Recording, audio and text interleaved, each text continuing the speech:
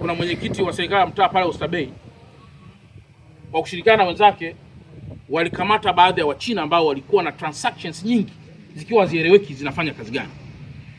Mtu mmoja akaniuliza, sasa je, kama ni hela halali? Nikasema tatizo lenu, nchi hii ni nzuri na imejenga sheria nzuri sana, lakini hamsomi. Hivi kwenye sheria za fedha kukaa na zaidi ya milioni 10 keshi inakubalika? Sasa mnajua hilo? Sasa wewe uko na mihela pale mingi pale, tukikuuliza hebu tueleze vizuri, hii ni mauzo ghafi au ni faida? Justify hilo tu ili tueleze vizuri. Kama ni faida tujue, na kama ni mauzo ghafi tujue ni shingapi, afu tuone, je, ulikata risiti, omba risiti, je, ulilipa kodi ya serikali? Hilo tu. Lakini mngekuwa mnasoma vizuri sheria za nchi hii, hata milioni 10 tu keshi unalazima ni kinyume cha sheria kuwa nayo hivi. Wewe unatoka nayo wapi? Mbona tuna mabenki yako?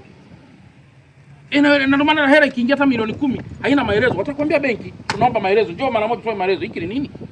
Kama umeuza ardhi tunaomba mkataba, kama umeuza ardhi tunaomba tax clearance, kama umefanya nini tunaomba jambo hili, then unakuruhusu kuchukua milioni 10 yako.